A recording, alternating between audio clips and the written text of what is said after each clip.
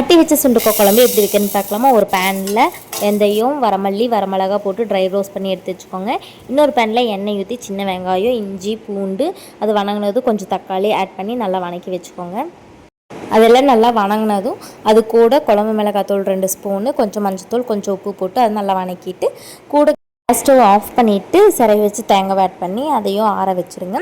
எல்லாம் ஆறினதுக்கப்புறம் அரைச்சி எடுத்துக்கலாம்.